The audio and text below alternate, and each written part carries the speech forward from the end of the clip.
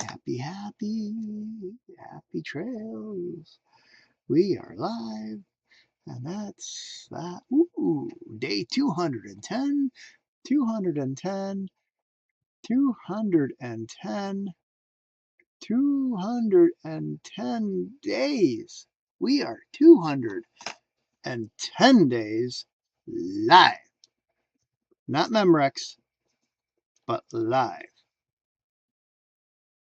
210 days live. Did you know that? Did you know that? Did you know that? 210 days live. So yeah, so check this out, folks. I've been busy today. If you go to my bio and check out my bio, we got some really cool stuff going on there. Yeah, or if you can't check bio, it's start.wowwithobet.com. Repeat, start.wowwithobet.com. And a third time's the charm. Start.wowwithobet.com. Woo! Wow. Anyway, so yeah, we're at 210 days, not 110, 210 days. And we are on Wow Wednesday. And can I just say, wow, what a fantastical day. And it's a full moon tonight. We know what that means, right? That means I'm going to be going out there and I'm going to be playing with the moon shortly. Now, no sleep for me tonight. Just ignore the bags under the eyes. I saw my doctor today and he was all excited because I've lost almost 80 pounds, and he's like, you look really tired. Yeah, well, he's like, are you sleeping? Yeah. He's like, you've got some serious bags under your eyes. You need to get more sleep. Yeah, I'll get some of that when I'm dead. Don't joke like that. You're burning the candle at both ends. Gee, I've heard that before. That's better than going around half lit. Anyways, but you know what? A leader carries the weather. What does that mean? What does that mean? What does it mean? What does it mean? What does it mean? What does it mean? Because it means that a leader doesn't check the weather. Well, yeah, we do check the weather. We look and see what it's going to be like. Is it going to be rainy today or not? And then we prepare for it. But what we're not talking about the actual weather outside. We're talking about the actual weather of the atmosphere of the room that we're in. We're talking about the attitudes that we bring into a room. We're talking about the attitudes and the atmosphere that we bring around people. Because people wake up reacting to the conditions around them, their moods, their problems, the people, the pressure that's going on around them. I mean, how many times have you ever tried and hung out with somebody and all of a sudden, oh, I hate that person. Oh, crap, that person's here. I hate that person. You know, it's actually hilarious dealing with teenagers when I say, oh, I hate that person. I don't like that person. Oh, that person's so chud. I guess that's the word now. Is that person's so chud. I don't like him. And it's like, wow, really? You're going to try and actually feel like that about somebody? Really? Wow. Okay. But leaders walk in a different way. They bring their own climate. What the heck? Karate chop. Parental abuse. Parental abuse. Stop that. Stop that. Stop that. What are you, General Grievous? General Patarificus? All right, stop. Come on, I'm doing my life. Chill. Chill. That is what you get for not telling me. Telling you what? You know. Oh. Well, all right. Anyways. All right, stop. Anyways. Case in point, leaders come in and bring their own climate. You just got hit with socks. I did not expect that. And I'm being beaten by my daughter. You're watching. Parental abuse. And you're seeing it live. Anyways, all right, please stop. No, I could have been a felon today. I am live and you shouldn't be talking about that. Ah, my sock. Shut up, Chud. All right, anyways. So, see, your presence. Good night. All right, sweetheart. I love you. Good night. It's nice to know that we're a crime family now. 8 a.m. Okay, 8 I a.m.? get it from you. I do stupid shit because you did stupid shit when you were my age. What'd you do when you were 17? I don't know, nothing. I plead the Fifth Amendment. What'd you do when you were 18? I plead the Fifth Amendment. What'd you do when you were 21? I plead the Fifth Amendment. How often did you spend in jail? I plead the Fifth Amendment. So you're not letting. So I'm not gonna know what I should expect when I turn older. Well, all I'm going to say is at least nothing has burnt down by your hands yet. Nothing has? Nothing's burnt down by your hands yet. By the time I was 6 years old, my mom's back porch was burnt down and it had to be replaced. A 4-story back porch. I almost caught a van on fire with the fireworks when I was 7 years old. Almost. Almost only counts in horseshoes and hand grenades. Oh, someone's scared. And socks. Someone's scared. That's why I unplug right. everything before I leave because I'm scared of a house fire. All right. And the other thing is, and the other thing is will you please stop that? And the other thing is it working as a fan? Is it working? Is it working? You know, it's awesome knowing that you're my biggest fan. Oh, my feet. All right. Anyways. Okay, what were you saying? Or at least you didn't almost burn the school down by the time you were in third grade. Have you ever got sheep heart juices in your eye? No. I have. Have you ever gotten cat inside juices in your arm? No. I have. But I did accidentally try and get my frog to like resuscitate and fly off the operating table thing as I was dissecting it. You see that line right there? Yeah. I got cat juices in my arm when I dissected the cat. Cool. Neat. All right, I'm doing my live. Get out of here. Go to bed. Don't tell me what to do, Chud. Come on. Look, you knocked the papers all over the place. Pick up the stuff. I don't know why I came in here and did that. I wasn't going to come in here originally, but I remembered that my socks were left in the dryer, so I came in here. Oh, hey, can you throw Obi's stuff in the dryer for me, please? No, I'm not going back in there. I'm going to bed. Please? Well, Obet too. I'm asking nicely. No. I'm saying no. Okay. No means no. That is Obet's job. Not your job, not my job. He is 14 years old. All right. Well, I've got my live to do, so go to bed. What, Friday? 8 a.m.? 7:30. I have to do my laundry in the morning. All right. I don't do it at night anymore. Too much work. All right, very well. Good night. All right, go. Shoo. Come on. Let me do my live. Please stop. How do you do that? How do you do that? Not with that. How do you? You have to have a belt for that. Give me a belt. No, I'm not giving you my belt. My pants will fall. Ooh.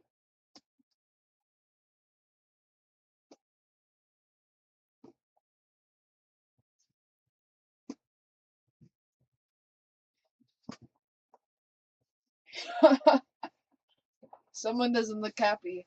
All right, I'm trying to do my life. All right, sorry about that, people. Sorry about that. Anyways, so a leader basically creates the climate themselves. Their presence is the forecast, and their tone is the temperature that they set. I don't want to go to marching band. And you know what? Your habits is that pressure system. Your energy becomes the atmosphere everyone else has to breathe. Hug, kiss, good night. Good night, sweetheart. Love you. Love you. I'm taking Demon. All right, please. Thank you. You get to repair it. All right. Love you. Love you too, babes. Good night. Good night. All right. Back here, camera. Thank you. And with today being Wow Wednesday, wow means you get to shift the room, not the other way around. Right? We don't stand there going, wow. No, we wow people. Because before we go any further, I want you to decide what your weather is like for the next 30 minutes. Are you bringing clarity? Are you bringing fire? Are you bringing calm? Are you bringing confidence? You need to decide what you're going to bring to your table.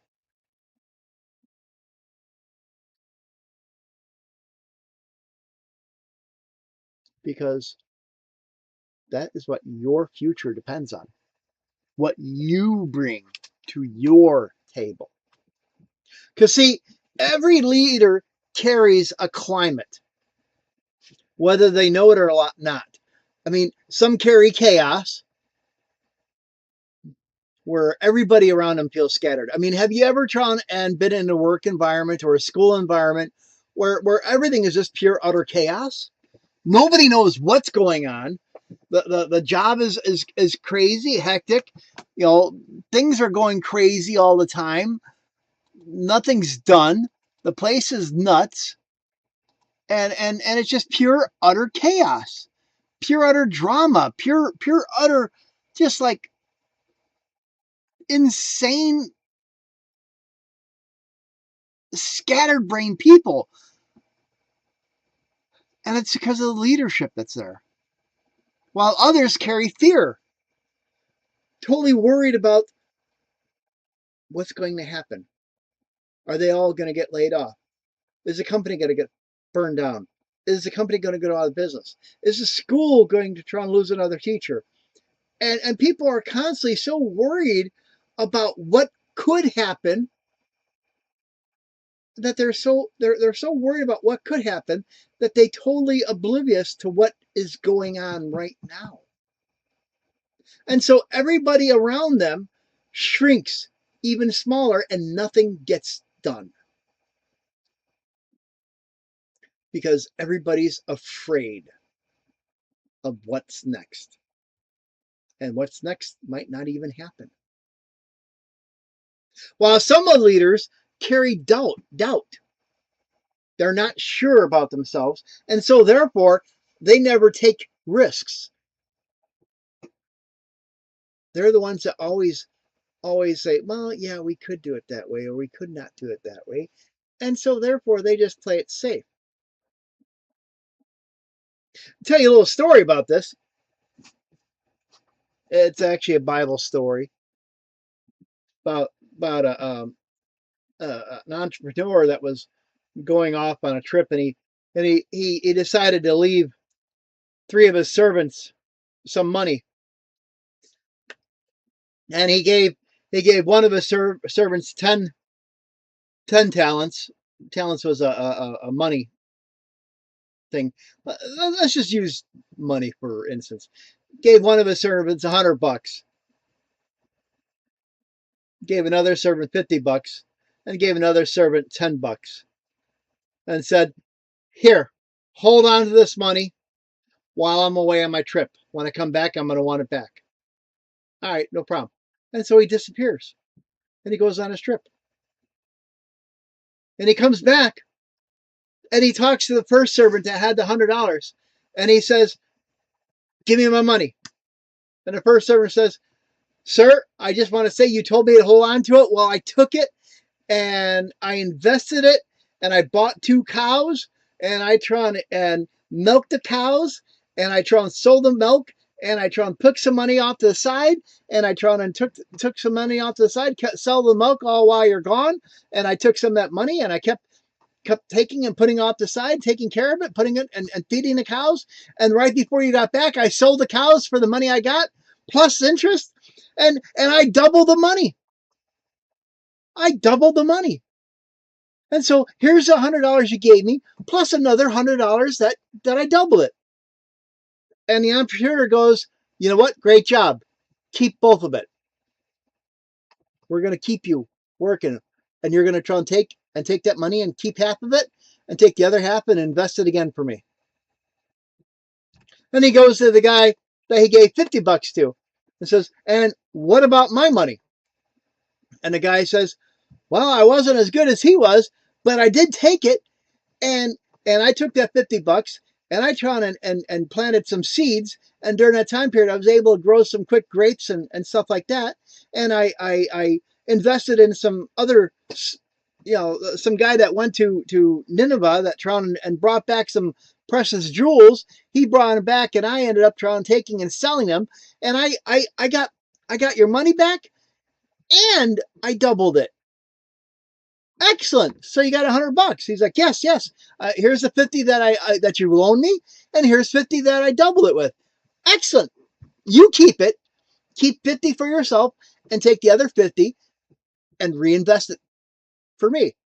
Ah, excellent. And finally, he comes to the guy that I gave $10 to. Well, sir, I knew you were a real good guy with your money, and you'd really hate for me to try and lose your money, so I I buried it in my backyard.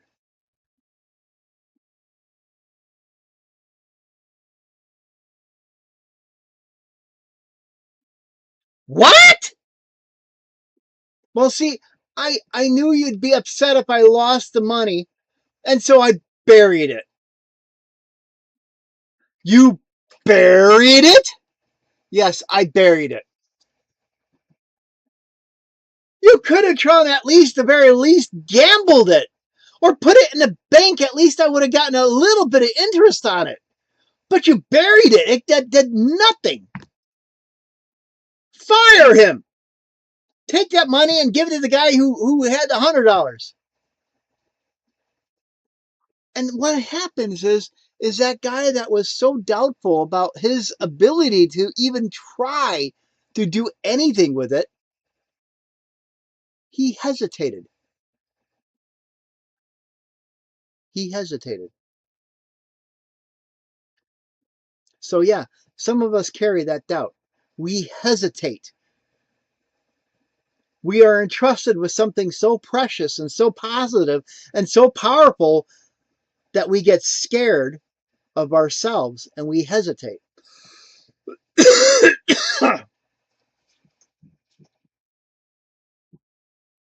And then we have the leaders that carry fire. And those leaders that carry fire, those are the ones that everybody wants to be around, because those are the ones that everybody rises around. Those are the leaders that inspire people. Those are the leaders that try to uplift people. Those are the people those are the leaders that help people achieve their dreams and their goals. And they're right up there, right next to the leaders that carry clarity. Because leaders that carry clarity, everyone around them aligns as well too. And those two leaders, when they're working together, they are unstoppable. Because leadership isn't about controlling people. Leadership is about regulating your internal weather so others can breathe, so that others can succeed, so that others can rise. There's a meme out there that shows the two different types of leaders. There's a leader that sits on the back of the wagon. He just beats people left and right to make them go while everybody's up there hating him. And then there's a leader that's actually got in front. He's in the very front with the rope in front of him with all of his followers behind him pulling. See, leaders are the ones that actually show and pull and show their followers how to do it and help them. Because people don't follow titles. They follow temperatures. They follow the guidance. They follow the action. They follow the execution. They follow the excitement. They follow the fire. They follow the clarity. And so your temperature is your responsibility because every leader has weathered their wisdom. Ooh, I like that. Weathered their wisdom. Yes. Which means that their wisdom came from the weather. Which means that they had to get through the storms in their life to gain that wisdom. And so every leader has weathered their wisdom. They had to survive those storms before they ever carried their own wisdom on it. Because see, those storms that you endured growing up, the pressure of being raised, either without a father or without a mother,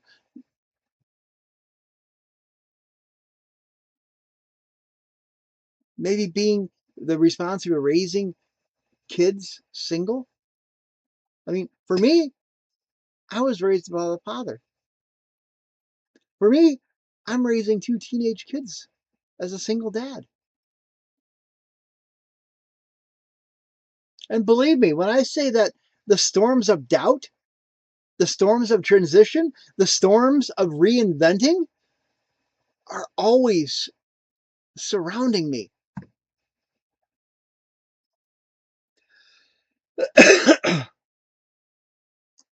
Because, see, we've all withstood those storms in one way or another. We've all had to endure something in our life. We've all had to deal with a loss of somebody that we love. We've all had to endure a loss of something that we truly cared about. We've all had to endure a job loss or a class loss or or something along that lines. We've all had to endure a medical problem that we've had to have.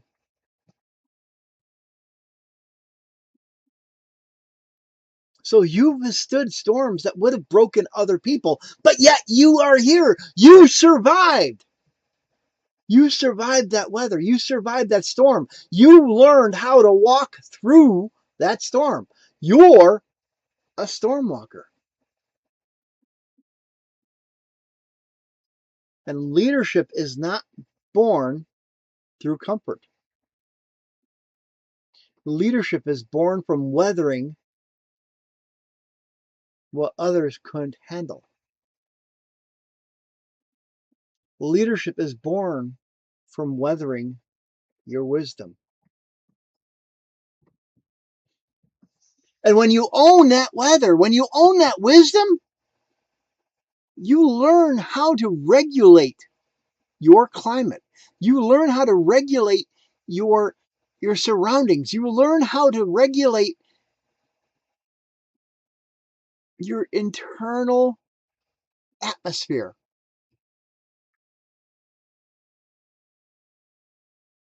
You learn how to create that expectation of the room around you, setting the tone even before you walk in there,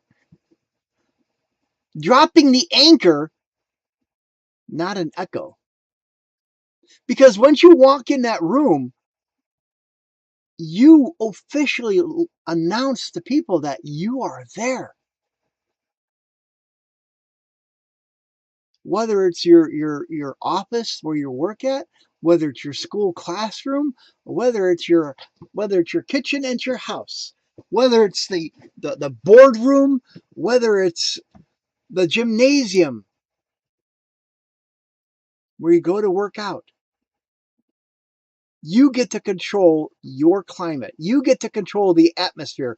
You get to lay the expectation down of everybody around you, letting them know that, hey, your presence there is the anchor. You're not the echo. You get to regulate your state of being. You get to elevate your energy and you get to project the atmosphere that you dictate. Because when you regulate your state and elevate your energy, you project a climate that people can trust. You project an atmosphere of trusting nature around yourself. People feel comfortable around you. Whereas if you walk in there carrying chaos, people are going to avoid you. If you walk in there carrying doubt,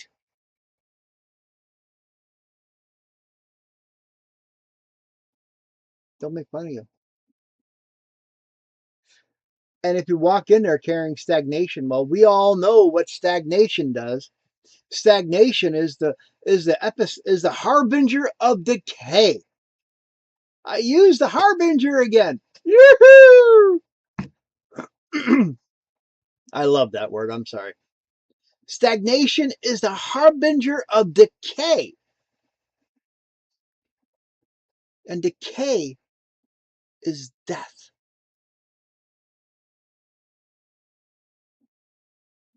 And when you walk in there with confusion, it just utter chaos. The room just utter chaos. And people don't follow that. So if you're a leader, and I believe that you are, because you've already withstood your storms and you've already owned and you're already owning your weather, you're already owning your reps, you're going to walk into that chaos carrying your calm. You're going to walk into that doubt carrying your confidence. You're going to walk into that stagnation carrying the fire, killing that death off. You're going to walk into that confusion carrying clarity. Because leaders don't wait for conditions, they create their conditions.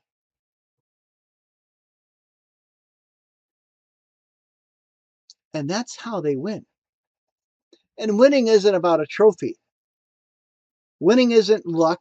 Winning isn't talent.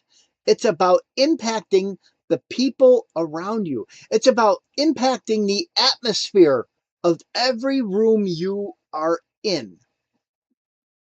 Because when you carry the right atmosphere around with you, when you carry the right weather with you, you don't just change your life, you change the climate of the family around you, your team, your community, your kids, your coworkers, your neighbors, the people on the bus as you're riding to work. You carry that right weather and you're going to try and make it contagious. Have you ever tried and sat somewhere and just smiled at somebody? And what do? They smile back. And what happens is when you walk into a place and you carry that attitude on you, you carry that winning attitude on you, people will start rising because you're there. People feel that calmness about you because you're steady. People start believing because you believed first.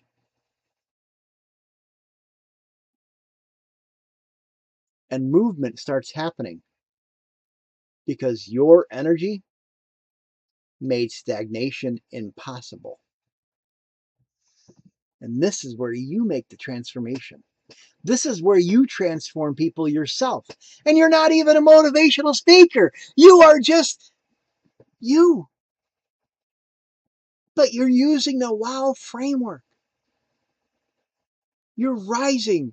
You're being contagious. You are focusing on making a better world for yourself and the family around you, building a legacy for the people around you that you care about and the people that you don't even know. Because you are the forecast. You are the climate. You are the atmosphere. And today on Wow Wednesday, you get to decide what weather you're carrying tomorrow. You get to decide what weather you get to have for your next move. You get to decide what your next move is. because you've withstood more than people know. You've owned more than people seen. It's time to win in a way that nobody can ignore. It's time to step up and make your next move your loudest one yet, because you need to try and let the room breathe. You need to let the silence work. You need to close with fire. You need to try and let people realize that you're the leader and you've got the weather. And that if you really truly like what I'm talking about and you need more of it, you can try and go to my bio and you can join my school community. It is free. Go to my bio, start that wow with obet.com, where we have free tools and stuff like this. And there are a lot of other tools that I'm adding on there even tonight. But a free community where you can join in and you get more of this. One-on-one personal is available. Coaching where we can try and talk and have a clarification call, work on your personal goals, maybe work on other issues if you have. But you know what? I believe in you. You need to believe in